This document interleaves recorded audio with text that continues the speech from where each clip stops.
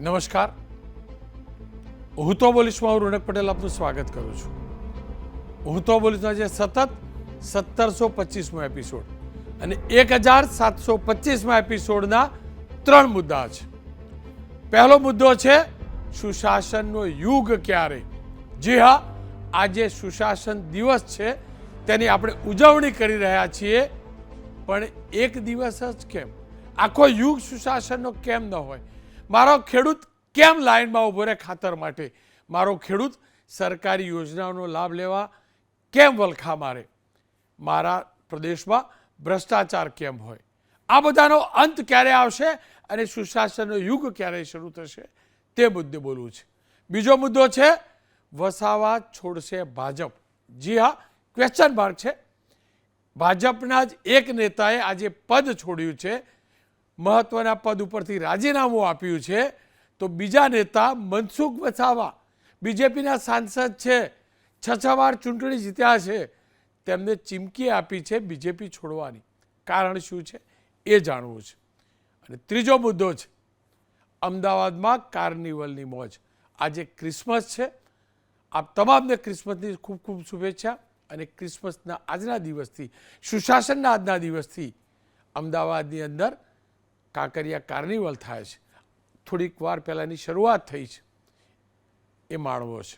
પણ શરૂઆત કરીએ સુશાસનનો યુગ ક્યારેના મુદ્દાથી.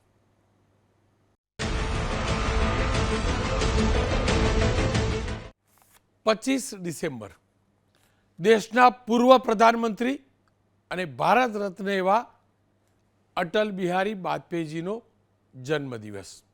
કેમ કે અટલજી સુશાસનના પ્રહરી હતા.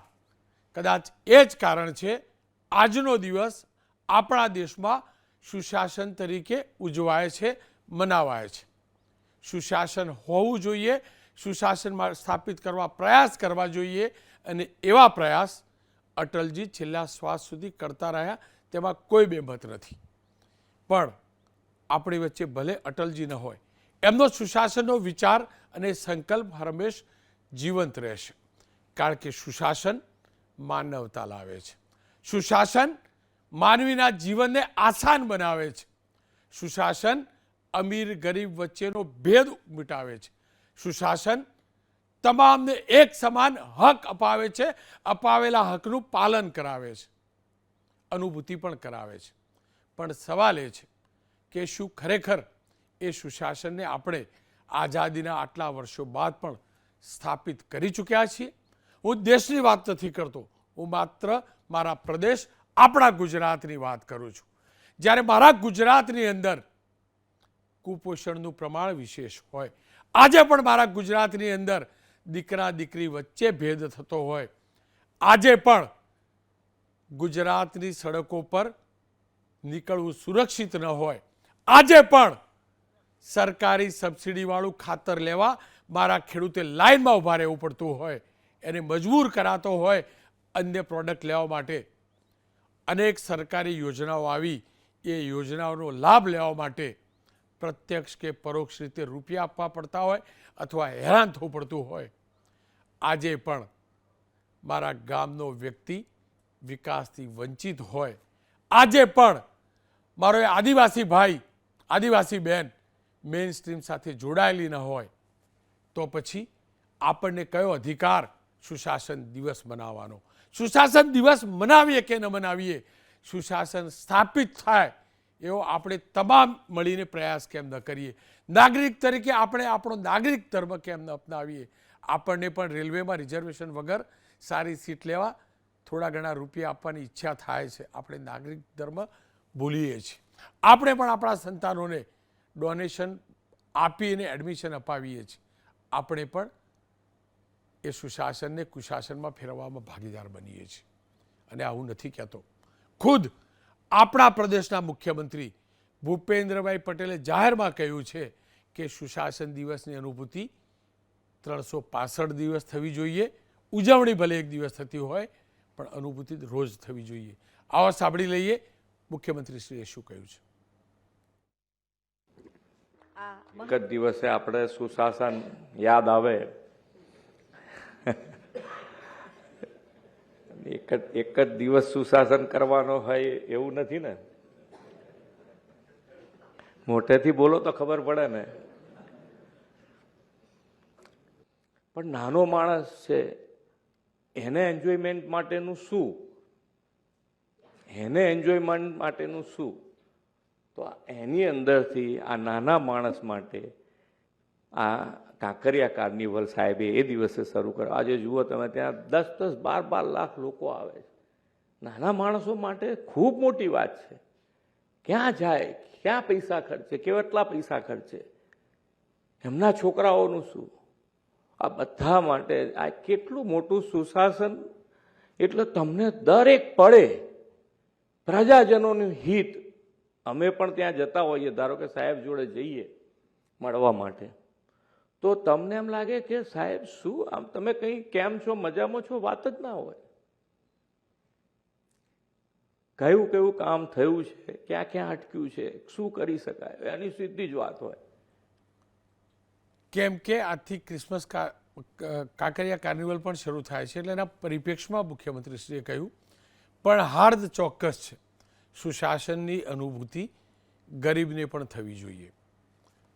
પણ હકીકત એ પણ છે, ગરીબ માટે આજે પણ જીવન મુશ્કેલ અને હાડમારીવાળું છે. મારો સવાલ મારી સરકાર, મારા ગુજરાતના નાગરિકોને છે, જો સુશાસન છે મારા પ્રદેશમાં, મારા દેશમાં, તો શું કારણ સાચા ખોટા રસ્તે પણ મારા દેશનો યુવક અને યુવતી જમીન વેચી વેચીને વિકસિત તો ઠીક, અલ્પ વિકસિત કે અવિકસિત દેશમાં જવા માટે પ્રયાસ કરે છે, અહીંથી ભાગે છે. એનો મતલબ સુશાસન નથી. જો સુશાસન હોત તો સુરેન્દ્રનગરનો આ કલેક્ટર, જેની ઉપર ભ્રષ્ટાચારના આરોપ લાગ્યા, તેના નાયબ મામલતદાર ઉપર ભ્રષ્ટાચારના આરોપ લાગ્યા, ઈડીએ છાપેમારી કરી, લાખો રૂપિયા રોકડ પકડાઈ, દુનિયાભરના તથ્યોને સત્યો સામે આવ્યા કે જમીન એને કરાવવા માટે ફિક્સ ભાવ આપવો પડે છે અને તો જ જમીન એને થાય છે. તો પછી સુશાસન ક્યાંથી આવ્યું? જે રાજ્યની અંદર મંત્રીના 2 દીકરાઓ મનરેગાની યોજનામાં ભ્રષ્ટાચારમાં ધરપકડ કરવી પડતી હોય શબ્દ વાપરું છું, કરવી પડતી હોય શબ્દ વાપરું છું, કરાઈ નથી, કરવી પડી જ. એનો મતલબ મનરેગા જે ગરીબને રોજગારી આપવા માટેની યોજના હતી, નલ સે જલ યોજના જે ગરીબના ઘર સુધી પાણી પહોંચાડવાની હતી, એમાં પણ મંત્રીના દીકરાઓ ભ્રષ્ટાચાર કરતા હોય તો ક્યાંનું સુશાસન? ક્યાંથી સુશાસન? કેવું સુશાસન? સવાલ એ છે કે એક વ્યક્તિ ઈચ્છે છે, મુખ્યમંત્રીથી લઈ આ પ્રદેશમાં પેદા થયેલો એક વ્યક્તિ ઈચ્છે છે કે સુશાસન હોવું જોઈએ, તો સુશાસન સ્થાપિત કેમ નથી થઈ શકતું?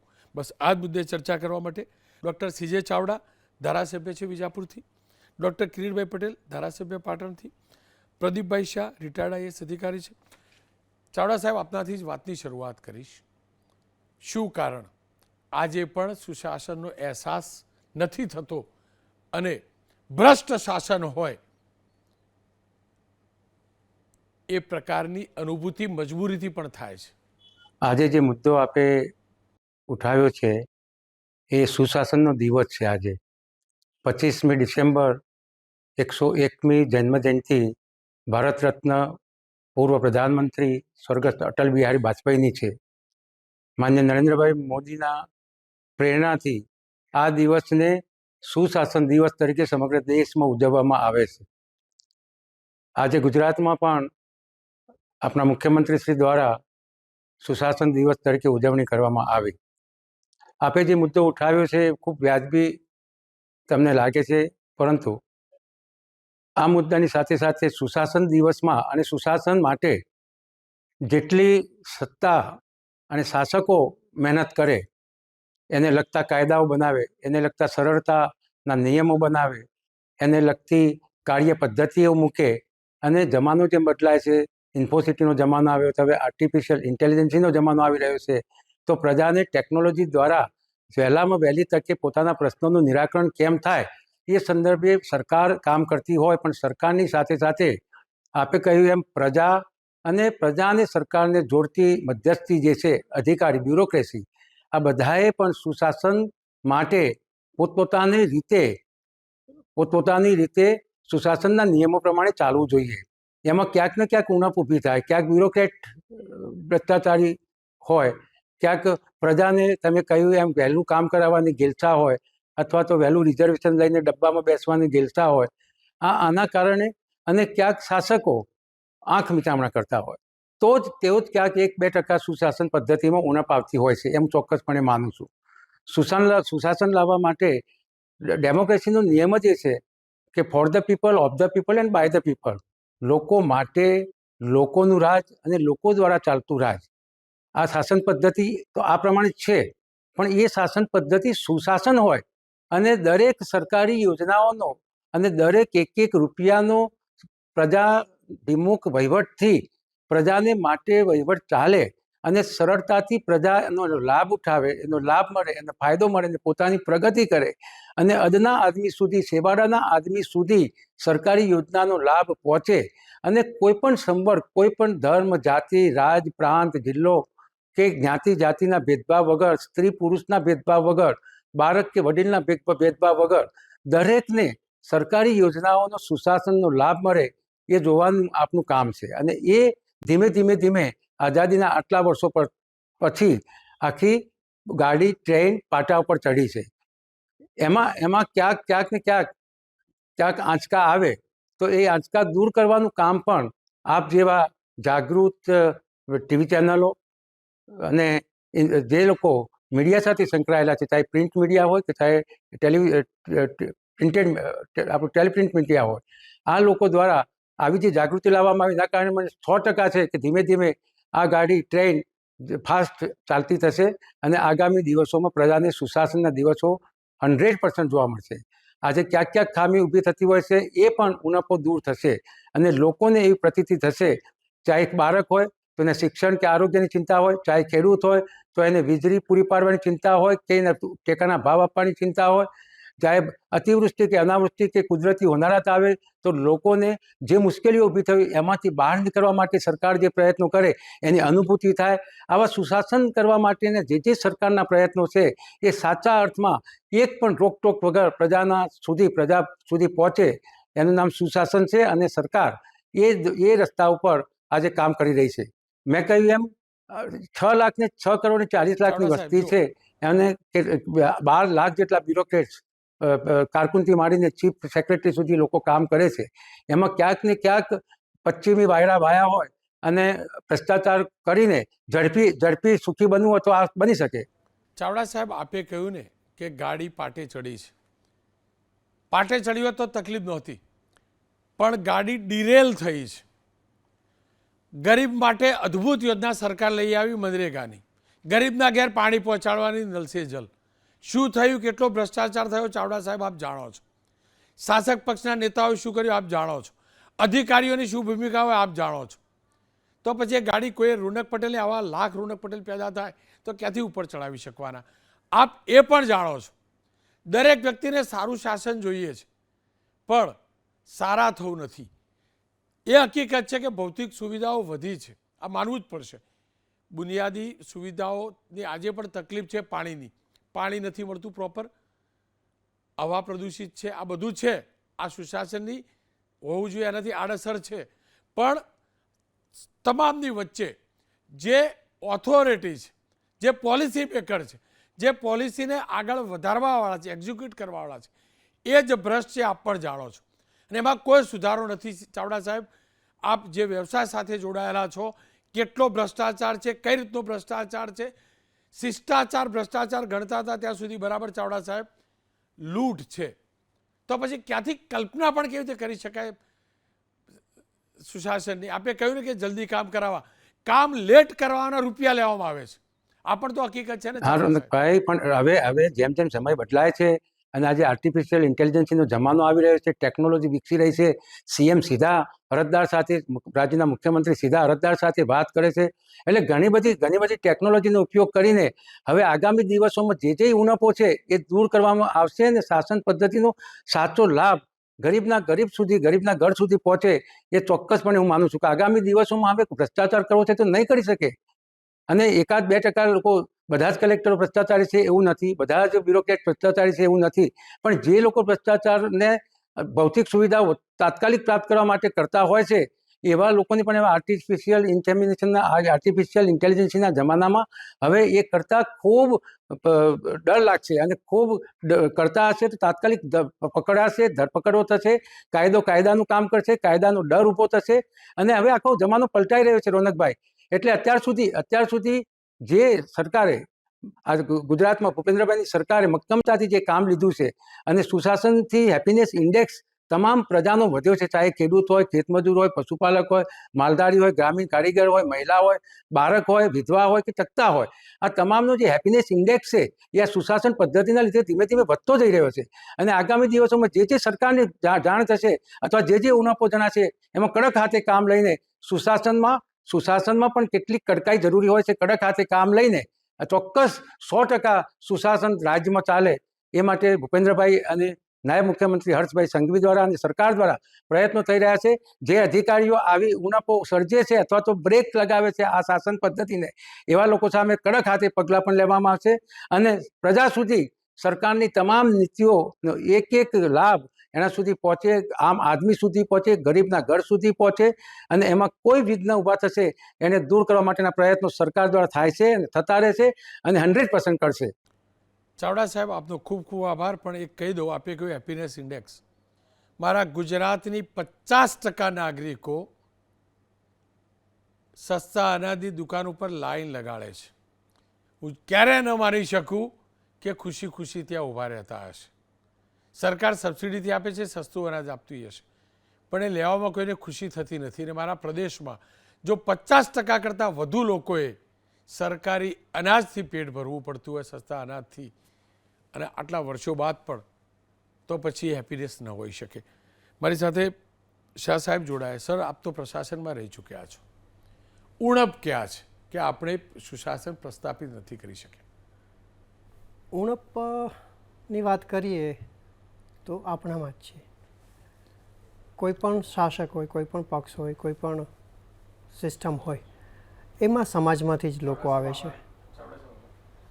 આપણે શોર્ટકટમાં માનવાવાળી પ્રજા થઈ ગયા છીએ અને એ જ આખા કુશાસનમાં જે પરિવર્તિત થાય છે એમાં એનું રૂટ કોઝ છે. સતત પ્રયત્ન કરવા પડે. ક્યારેય પણ એવું અપેક્ષા ન રાખી શકો કે તમે 100% ક્યાંય સફળતા કોઈ પણ કામમાં મળતી હોય. સતત જાગૃતિ, સતત દેખરેખ અને તમારા જેવી ચેનલોની, મીડિયાની અને ન્યૂઝપેપરની અને લોકોની જાગૃતિ આમાં ખૂબ મોટો ફાળો આપી શકે એમ છે. જે સુશાસનની વાત કરીએ છીએ તો સુશાસન એટલે શું? કે જેમાં લોકોને વહીવટ પોતાનો હોય, પોતાના માટે થતો હોય. માનો કે એના માટેનો કડવો ડિસિઝન પણ હોય ને તો પણ એને ટ્રાન્સપરન્સીથી લાગવું જોઈએ કે હા, આ નિયમ મુજબ તો છે.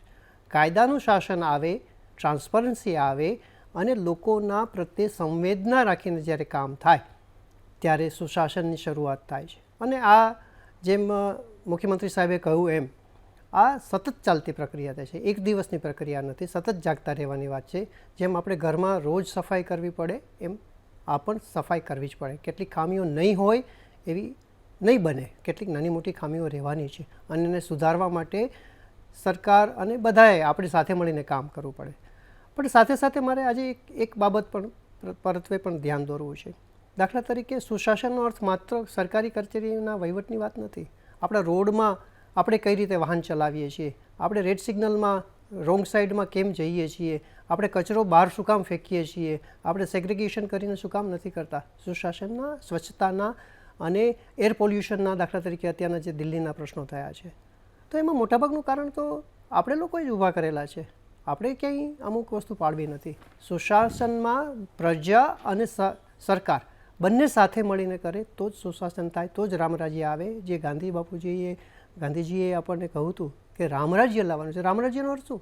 સાથે મળીને સારું વહીવટ ચાલે અને પ્રજાનો વહીવટ થાય, પ્રજાનું હિત થાય, એવા કામો થાય, એને સુશાસન કહેવાય.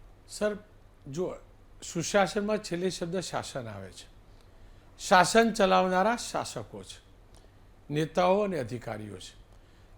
તમે કહ્યું કે તમામ સુધી લાભ પહોંચે, તમામ ખુશ રહે એવું પ્રયાસ થવો જોઈએ. પણ અધિકારી જો ભ્રષ્ટાચારમાં રચો પચો રહેતો હોય, કલેક્ટર ઓફિસની આપણે વાત કરીએ કલેક્ટર ઓફિસ ડિસ્ટ્રિક્ટ મેજિસ્ટ્રેટ આપણે કહીએ છીએ, જિલ્લા કલેક્ટર, જિલ્લાનો વડો કહી શકાય બ્યુરોક્રેસીની ભાષાની અંદર.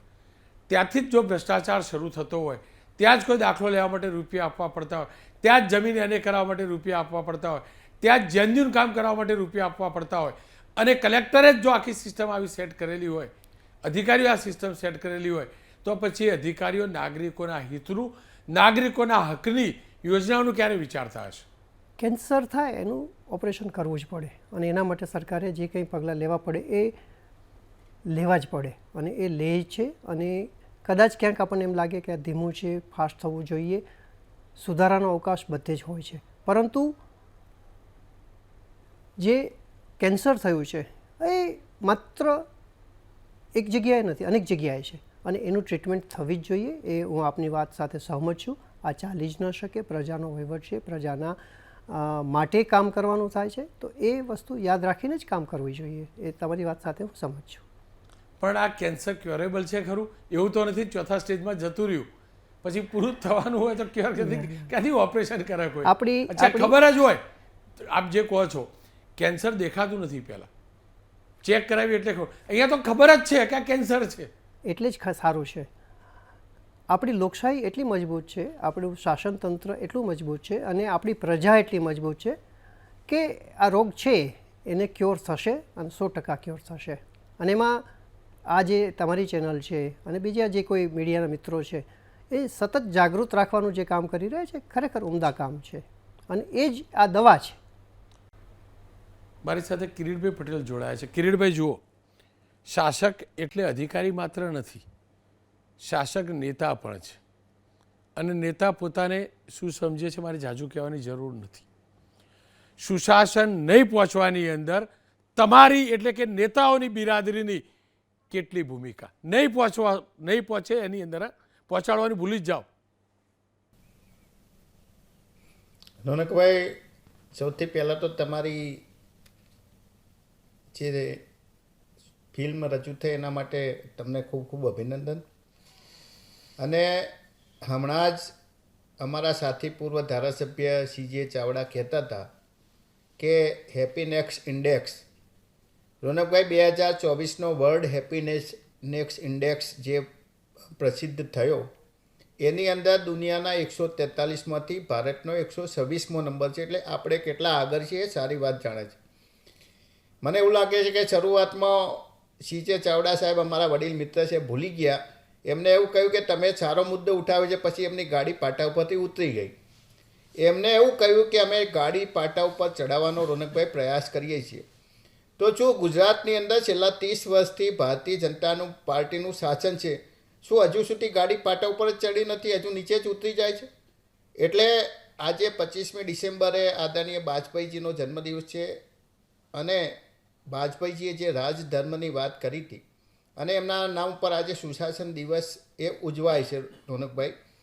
પણ સુશાસન એટલે શું? ચાણક્યએ કહ્યું છે કે માત્ર શાસન કરવું એ શાસન નથી, પરંતુ પ્રજાના સુખ દુઃખને કેન્દ્રમાં રાખી અને શાસન કરવું એ સુશાસન છે. એની અંદર પ્રજાનું કલ્યાણ એ સર્વોપરી છે. અને સંસ્કૃતની અંદર એક શ્લોક પણ છે કે પ્રજા સુખે સુખમ રાજમ પ્રજાનામ ચ હિતે હિતમ, એટલે કે પ્રજાના સુખમાં રાજાનું સુખ છે. સુશાસન માટે રોનકભાઈ જે વાત કરી, આપણે આજે સુશાસન દિવસનો ઉજવ્યો. ભૂપેન્દ્રભાઈ તો હંમેશા એ સન્માનીય જે હોય સાચું જ બોલે છે. હું એવું માનું છું કે રાજકીય વ્યક્તિ જ નથી, એ એમના દિલમાં, એમના હિતમાં પ્રજાનું હિત સચવાયેલું છે. પણ શું એક માત્ર મુખ્યમંત્રી કે એક ધારાસભ્ય કે એના લીધે સુશાસન થઈ જાય? અને તમે કહ્યું એમ કે એની માટે એકલા અધિકારી જવાબદાર નથી, એટલા મંત્રીઓ જવાબદાર નથી. આખી એક ચેન આ સર્કલ છે રોનકભાઈ. એમાં અમારા ચૂંટાયેલા પ્રતિનિધિથી માંડી અને બ્યુરોક્રેટ્સ હોય કે મિનિસ્ટર હોય, આ તમામ આના માટે જવાબદાર છે. અને આજે સુશાસન દિવસનો ઉજવવાની વાત થઈ રોનકભાઈ, આપણે દિવાળી ઉજવીએ છીએ, હોળીનો ઉજવીએ છીએ, એટલે એ દિવસે નવા કપડાં પહેરવાના, પ્રજાસત્તાક દિવસ 26મી જાન્યુઆરી ઉજવીએ એટલે રાષ્ટ્રધ્વજ કરવાનો, સ્વચ્છતા દિવસ ઉજવીએ એટલે સ્વચ્છતા સાફ કરવાની બધા મિનિસ્ટરો લાગી જાય. તો શું સરકારે સુશાસન દિવસની શા માટે ઉજવણી કરવી પડે? શું 12 મહિનામાં એક જ વાર તમે સુશાસન આખા ગુજરાતની અંદર આપો છો? સુશાસન એ કાયમી હોવી જોઈએ. મને આ સુશાસન દિવસ ઉજવવો શા માટે પડે છે સરકારને? સરકાર એવું બતાવવા માંગે છે કે અમે 365 દિવસમાંથી એક જ દિવસ રોનકભાઈ સુશાસન આપીએ. સરકાર એટલે મુખ્યમંત્રીએ સ્પષ્ટ કહ્યું કે 365 દિવસ સુશાસન હોવું જ જોઈએ. મારો સવાલ ક્લિયર છે, સુશાસન સ્થાપિત નહીં કરવામાં તમારી બિરાદરીની કેટલી ભૂમિકા? સ્પષ્ટ પૂછું છું. રોનકભાઈ, તમામ મેં પણ કહ્યું કે એક હાથે તારી ના પડી શકે. આ એક ચેન છે, એની અંદર તમામ લોકો જવાબદાર છે. એની અંદર ચૂંટાયેલા પ્રતિનિધિઓની પણ જવાબદારી આવે છે, બ્યુરોક્રેટ્સની પણ જવાબદારી આવે છે, જ્યુડિશરીની પણ તમામ પ્રકારની જવાબદારી. તમે કોઈ વ્યક્તિને 20 વર્ષ સુધી ન્યાય ન મળે તો શું એ સુખી થાય? એટલે તમામ જેટલું પણ વહીવટી તંત્ર છે, જ્યુડિશરી હોય, પ્રજાતંત્ર હોય કે બ્યુરોક્રેટ્સ હોય, એના માટે આ જવાબદાર છે. પરંતુ રોનકભાઈ, એના માટે સૌથી પહેલાં તો સરકારે એના માટે ભ્રષ્ટાચારથી મુક્ત વહીવટ કરવો પડે. સૌથી પહેલાં તો ન્યાયપૂર્ણ અને કડક કાયદો બનાવવો જોઈએ. અને કાયદાનો અમલ થાય છે કે નહીં, એ કાયદો અમે બનાવી દીધો રોનકભાઈ. એનો અમલ કરવાની જવાબદારી કોની છે? બ્યુરોક્રેટ્સની છે. તમે કાયદાની અંદર વાલાની નીતિ કરો. આજે તમે વાત કરી કોઈ ખેડૂતને જમીનનું એને કરાવવું છે, કોઈને એન્ટ્રી પડાવી છે, તો તમે વ્યવહાર કરો એટલે એની એન્ટ્રી પડી જાય. ના કરો એટલે એને 1 મહિના કે 6 મહિના 5 વર્ષ સુધી રાહ જોવી પડે. શું એ સુશાસન છે? કિરીટભાઈ, હું તમને એ જ કહેવા માંગુ છું, શાસક પક્ષની જવાબદારી છે સુશાસન આપવાની. એકદમ ધ્યાનથી સાંભળજો. તમે જે પક્ષમાં છો ને, એ પક્ષ અત્યાર સુધીના ઇતિહાસમાં સૌથી વધુ વર્ષ દેશ અને પ્રદેશ બંનેમાં શાસન કરી ચૂક્યો છે. તો સુશાસન સ્થાપિત કરવામાં પણ તમારો પક્ષ નિષ્ફળ ને. ભલે 15 વર્ષથી આ લોકોની દેશમાં સરકાર હોય, 14 વર્ષથી, 30 વર્ષથી ગુજરાતમાં સરકાર હોય, પણ ગુજરાતમાં એ પહેલાંના 30-35 વર્ષ તો તમારી સરકાર હતી ને.